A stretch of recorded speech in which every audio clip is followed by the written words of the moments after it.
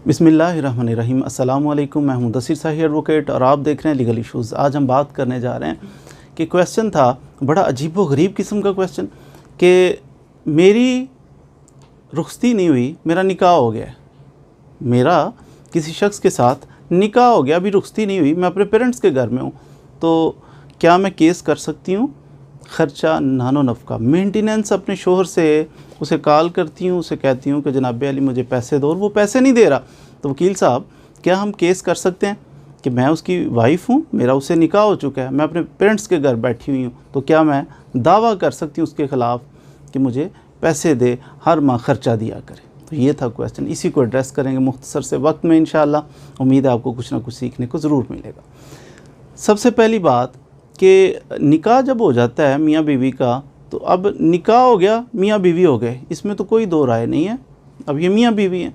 लेकिन मेंटेनेंस यानी अभी रुखसती भी नहीं हुई, अभी आप उसके घर गए भी नहीं और आपको मेंटेनेंस दिमाग में चल रहा है, गोया कि आपने उस आदमी से शादी नहीं की, मेंटेनेंस से शादी की, ख़र्चे से शादी की, आपने बंदे से शादी नहीं की, पहले से ही चल रहा है कि वो उससे ख़र्चा ना निकलवा लूँ। तो ये जो दिमाग में ऑलरेडी चल रहा है ना, ये मटीरियलिस्टिक होने की कुछ दलील है कि आपको पैसे से प्यार है, कि जब आपकी रुखसती होगी, आप अज़वाजी ज़िंदगी गुजारना शुरू कर देंगे, तो फिर तो समझ में आता है कि शोहर आप अपनी ज़िम्मेदारियाँ पूरी करें, शोहर अपनी ज़िम्मेदारियाँ पूरी करेगा।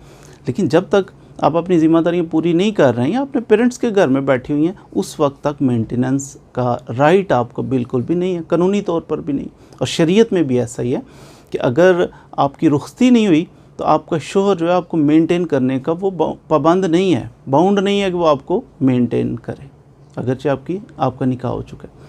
निकाह हो गया तो रुखसती करें, रुखसती करने के बाद उसका फ़र्ज़ होगा, आपका हक़ होगा कि आपको मेंटेन किया जाए।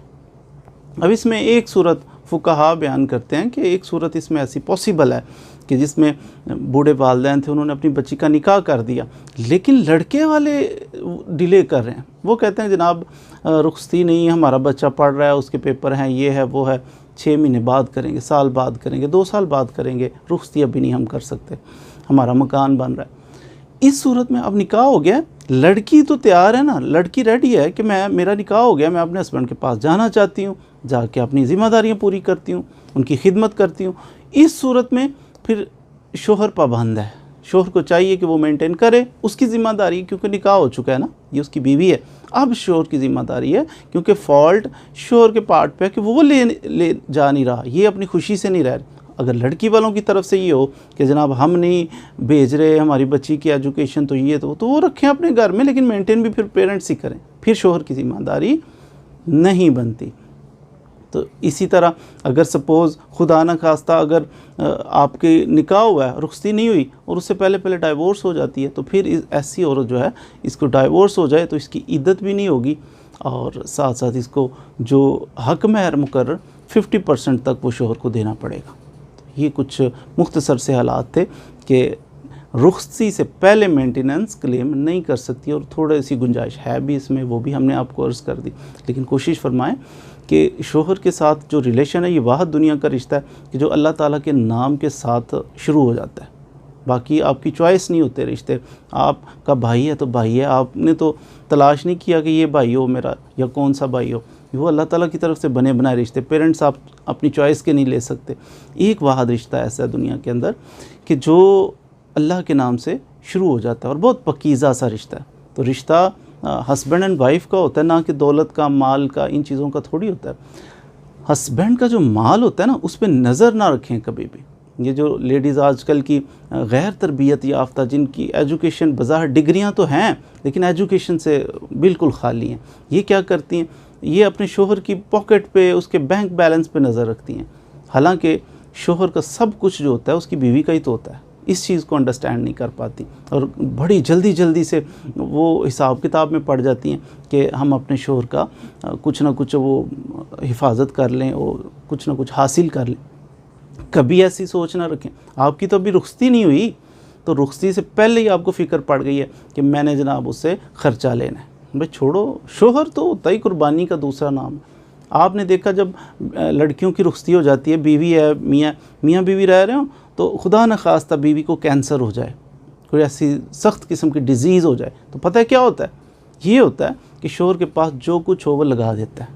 अब सब कुछ ख़त्म हो जाए शोहर के पास से, फिर कर्ज़ उठाना शुरू कर, अपने दोस्तों को कॉलें करनी शुरू कर दो, यार एमरजेंसी है मेरी बीवी हॉस्पिटल में पैसे दे दो, कर्ज़ उठा के भी आपकी सेहत पे लगाना शुरू कर देता है। ये होता है शोहर। आपका बाप तो हो सकता है ना लगाए, आप बीमार हो, कैंसर हो गया आपको, आपका बाप पीछे से आए या ना आए, आपकी मदर आए या ना आए, लेकिन आपका शोहर वो तो अपना सब कुछ लगा देगा, कुछ एक पैसा भी नहीं बचाएगा। मेरी बीवी है तो इसको बचना चाहिए। तो ये शोहर का रिश्ता है कि जो अपना सब कुछ लुटा देता है बीवी के ऊपर अगर बीमार हो, बल्कि अपना सब कुछ लुटाने के बाद कर्ज़े उठा के वो भी लगा देता है कि मेरी बीवी की हिफाजत होनी चाहिए, इसको सेहतमंद होना चाहिए।